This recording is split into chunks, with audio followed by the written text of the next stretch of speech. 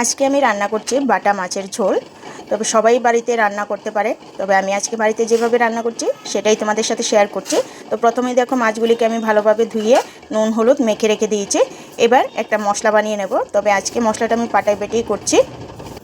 পাটার মধ্যে আমি পেঁয়াজ নিয়ে নিয়েছি, প্রথমে আমি পেঁয়াজটাকে বেটে নেব। এখানে আমার পেঁয়াজগুলি বাটা হয়ে গেছে।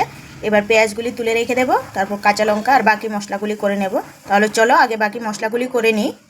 আমি মশলাটাকে সব কিছু দিয়ে একদম বেটে নিয়েছি। চলো এবার রান্নার মেন প্রস্তুতিতে চলে যাই। দেখো এদিকে আমি চুলার মধ্যে তেল আগে থেকেই গরম হতে বসিয়ে দিয়েছি। এবার একে একে মাছগুলিকে দিয়ে দেব। এবার মাছগুলিকে আমি লাল লাল করে উল্টে পাল্টে ভেজে নেব। এখানে মাছগুলিকে আমি লাল লাল করে ভেজে নিয়েছি।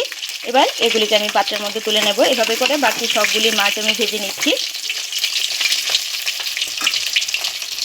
আমি সবগুলি মাছ ভেজে নিয়েছি। একটি মাছ ভাজার তেলের মধ্যে ফোড়নে দিয়ে দিচ্ছি মেথি।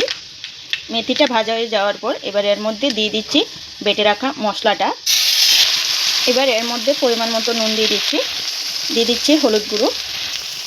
মশলার বাটিটা দিয়ে সামান্য একটু জল দিয়ে দিচ্ছি। এবার মশলাটাকে খুব ভালোভাবে কষিয়ে নেব। দেখো মশলাটা খুব ভালোভাবে কষানো হয়ে গেছে, মশলাটা থেকে তেল ছাড়তে শুরু করেছে। এবার এর মধ্যে দিয়ে দিচ্ছি 3টে টুকরো করে রাখা টমেটো। এবার টমেটোগুলি দিয়ে ভালোভাবে মশলাটার সাথে আবারও 2 থেকে 3 মিনিটের মতো মশলাটাকে কষিয়ে নেব। খুব ভালোভাবে এখানে কষিয়ে নিয়েছি। এবার এর মধ্যে পরিমাণ মতো জল দিয়ে দিচ্ছি। এবার ঝোলটাকে ভালোভাবে মশলার সাথে মিশিয়ে ঝোলটাকে কিছুক্ষণ সময় ফুটিয়ে নেব।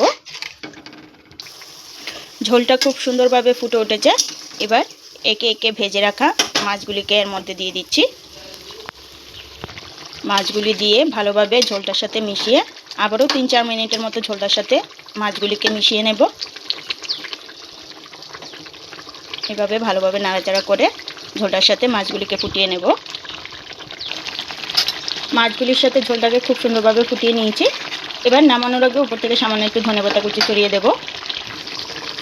এবার ধনেপাতা কুচিটা দিয়ে ভালোভাবে নাড়াচাড়া করে এবার এটাকে একটা পাত্রের মধ্যে নামিয়ে নেব। আমার বাটা মাছের পাতলা ঝোল একদম রেডি। সবাই বাড়িতে বানাতে পারে, আমি আজকে এভাবে রান্না করলাম, তাই ভাবলাম রেসিপিটা তোমাদের সাথে শেয়ার করি। তো ভিডিওটা তোমাদের কেমন লাগলো কমেন্ট করে জানিও। আজকের মতো ভিডিওটা এখানেই শেষ করছি। সবাইকে টাটা।